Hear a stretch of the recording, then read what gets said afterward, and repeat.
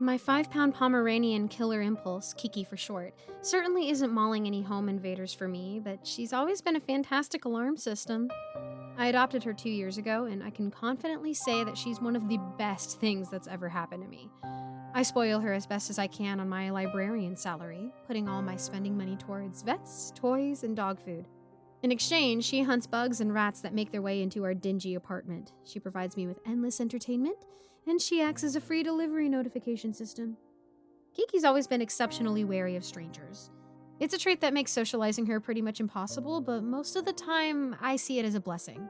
She always lets me know when someone's at our door, which makes me feel safer even though our apartment building is in a pretty bad part of town.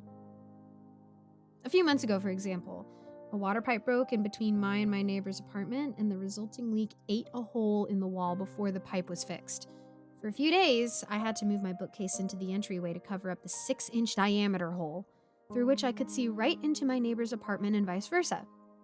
At least the hole was near the floor and not at eye level, I guess. Maintenance took their sweet time responding to my request, and when they finally decided to show up, unannounced by the way, I was taking a nap on my couch. Before the two men even had a chance to knock, Kiki started yapping her little Pomeranian heart out. In doing so, she gave me time to get up, quickly make myself decent, and put her in my bedroom before the maintenance workers let themselves inside. Last Tuesday, I came home after dark. The library was hosting their library card registration event, which always took place on the second Tuesday of the month, so I worked a longer day than usual. When I stepped into my apartment around midnight, I almost tripped over a piece of wood in the entryway. You see, when maintenance fixed the wall, all they did was nail a plank over the hole, and it kept falling off no matter how many times I jammed it back into place. Grumbling to myself, I shoved the plank back into the wall and then took a seat on the floor, petting Killer and apologizing to her for my tardiness. She had a doggy litter box to do her business in and plenty of food, but I still felt bad about leaving her alone. I promised her an extra walk the following day. I also tried to give her a treat as an apology, but she didn't seem interested. In fact, she rarely seemed interested in treats anymore and rarely finished her meals. I brought this up at her most recent checkup, but she hadn't lost any weight and seemed perfectly healthy. So I figured her metabolism was simply slowing as she got older. After taking off my shoes, I fixed myself some tea and sat on the couch to watch a little television. One of my favorite shows was on, so I made myself comfortable.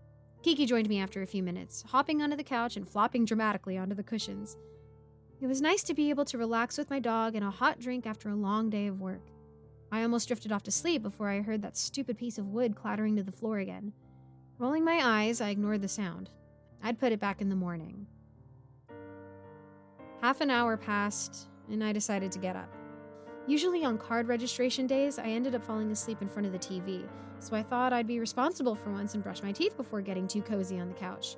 Not bothering to turn the TV off since I planned on coming right back, I rose from my seat with a stretch and made my way towards the bathroom.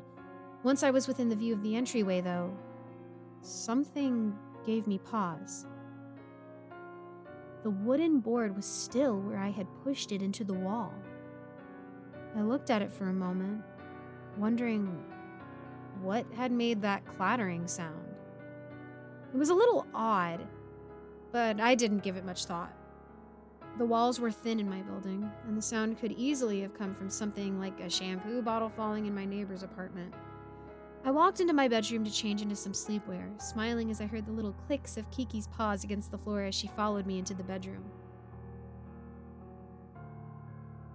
As I traded my librarian outfit for a t-shirt and sweatpants, I got a strange feeling in my gut. Have you ever overdone it on your morning coffee and gotten anxious for no good reason? Like something's triggering your fight or flight even though there's nothing apparently wrong? That's how I felt. I surveyed the dimly lit room, looking and listening for anything amiss, but there seemed to be nothing out of place. I knelt down to kill her impulse, trusting her nose more than my own senses. To my relief, she seemed perfectly at ease. I gave her a few good scratches behind the ears and made my way back to the couch, Kiki still following me. I was fully awake by that point. Though Kiki seemed all right, the nervous sensation stayed with me, making it impossible to relax. I kept thinking that I heard something, but when I turned the volume on the TV down to listen, I heard nothing at all. Every time I thought I heard something, I looked at Kiki, who was sleeping soundly on the couch next to me. Certainly, if something strange was going on, Kiki would have alerted me by then, right? I mean, she barked when our neighbors across the hall had people over, so surely if there was something going on in our own apartment, she would have noticed it, right?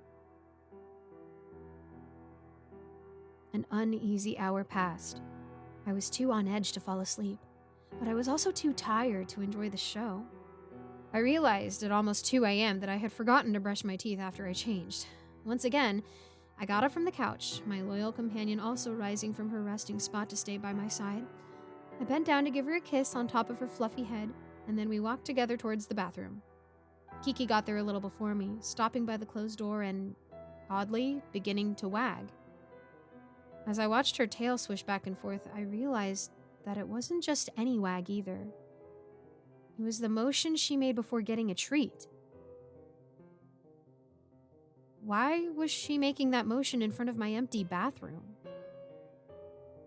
Kiki's always been exceptionally wary of strangers. She would never allow someone she didn't know to enter our apartment without letting me know. But what about some she did know? What about someone who had somehow been giving her treats every time they saw her, getting her used to their scent, to their presence? I stared at the bathroom door, my heart feeling as though it were about to beat right out of my chest. I had to get out of that apartment. Darn, I said dramatically, faking an exasperated tone as best I could. Left my wallet in the car again. I'll be right back, Kiki. I backed away from the door, keeping it in my sights until I'd made it out of the bedroom.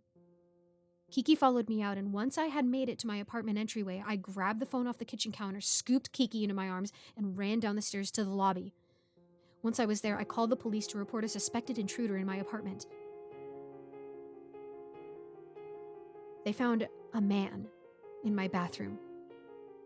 He had been standing in my tub with the shower curtain pulled closed to obscure him, although I had suspected a maintenance man or someone else who worked in my building.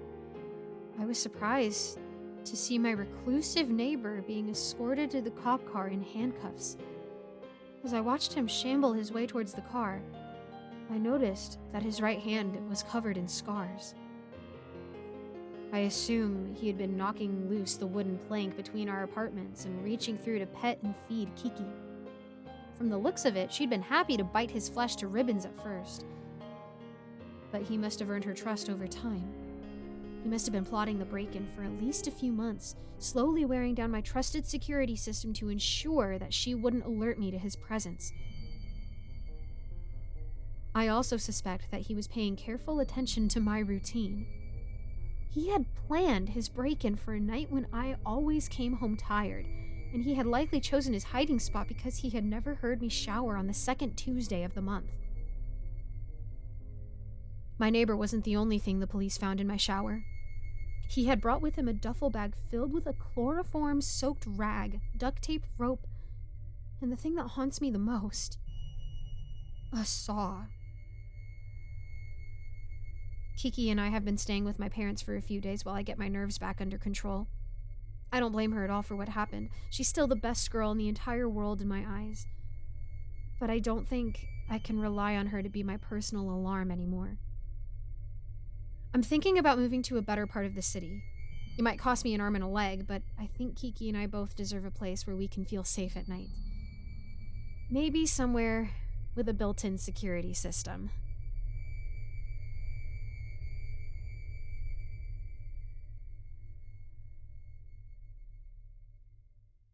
Hello, everyone. Thank you so much for listening to this narration. I just wanted to give a quick thank you to all of my patrons who are subscribed over at my Patreon.